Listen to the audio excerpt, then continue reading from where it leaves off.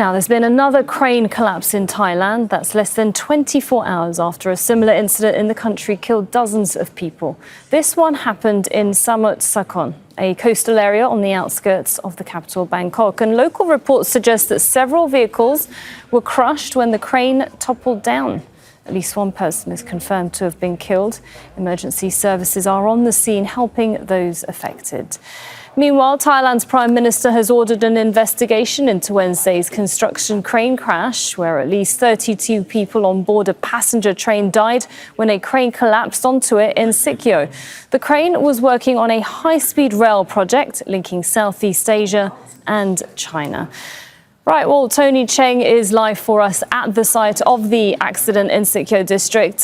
Tony, so you're at the scene there. We can see the crash that happened yesterday, but elsewhere in Thailand, another crane accident. Is this any indication at all to where Thailand is when it comes to its construction safety standards? Well, I think that's the question that many people across this country and probably around the world who are watching these stories are going to be asking themselves. How could you have two remarkably similar accidents in less than 24 hours? And I think the accident that happened today was very similar. It wasn't a rail network, it was a road. But other than that, the situation was almost exactly the same. You had a high-speed highway being constructed over the top of an existing road. It was rush hour. And you can see from the video, from the cars that are moving along, that suddenly the cranes that are working above drop a large column of concrete. That causes the road to collapse onto the traffic below. And we understand that the fatalities are now 2 confirmed dead and 5 people seriously injured. Thailand's transport minister has also confirmed that it's the same company that was involved in this accident, Italian Thai. We spoke to the Prime Minister yesterday when he visited this scene about safety. He said that Thailand always prioritizes safety, but I think that's something that's going to come under very serious scrutiny. After he spoke to us, he spoke to Thai reporters.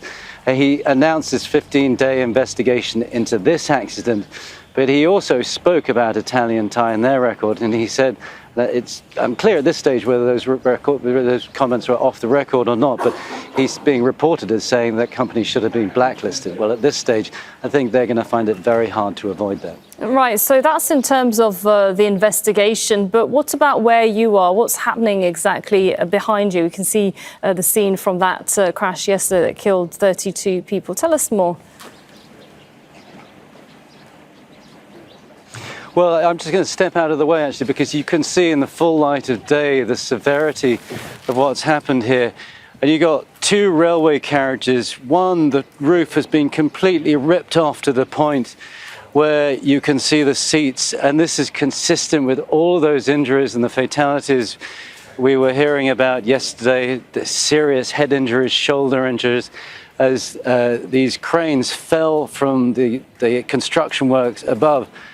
But what's almost more incredible is the bit by the side, which is another carriage which has been literally cut in half. And I think the power and the force of this accident is exemplified by that it had the power to rip a train carriage into 2 pieces. Yeah, quite an incredible scene. Of course, many questions are still being asked. Thanks very much, Tony Cheng there. Don't miss out. Get a full picture. Subscribe to Al Jazeera for reliable news, expert insight. Like, share, stay ahead.